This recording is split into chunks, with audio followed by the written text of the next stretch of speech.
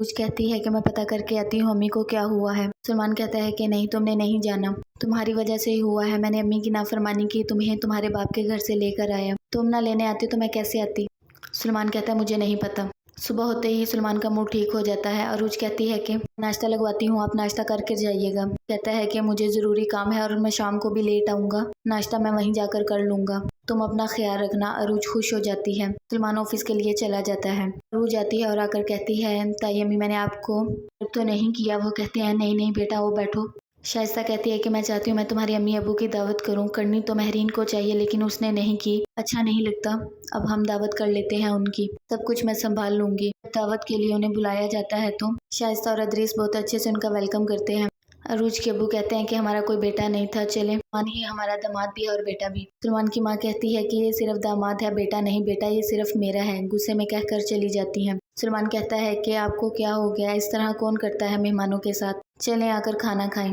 لیکن وہ نہیں مانتی تو سلمان کہتا ہے پھر میں بھی نہیں کھاؤں گا، پھر مان جاتی ہے، کھانے پر چلی جاتی ہے۔ شائستہ کہتی ہے کہ مہرین بھابی نے ٹھیک نہیں کیا، عروج کے گھر والوں کو دعوت پر بلایا تھا میں نے اور انہوں نے انسلٹ کی ہے ان کی۔ عزیز کہتا ہے یہ تو مجھے بھی بہت برا لگا ہے، بھابی نے اچھا نہیں کیا۔ عروج کے ابو کہتے ہیں کہ مہرین کا بہیو ٹھیک نہیں ہے ہماری بیٹی کے ساتھ۔ ماں تسلی دیتی ہے اور کہتی ہے کہ آپ نے دیکھا نہیں ادریس اور شائستہ کتنی اچھی ہیں، کتنا اچھا سے ہمارا استقبال کیا، وہ تو ہماری بیٹی کے ساتھ بالکل ٹھیک ہے، تم پریشان مت ہو، مہرین ساس ہے بس۔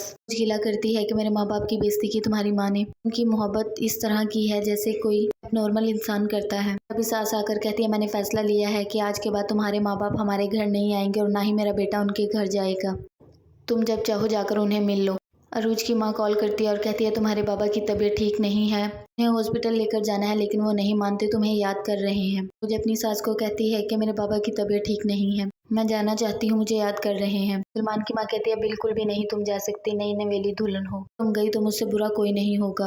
عروج پھر بھی چلی جاتی ہے۔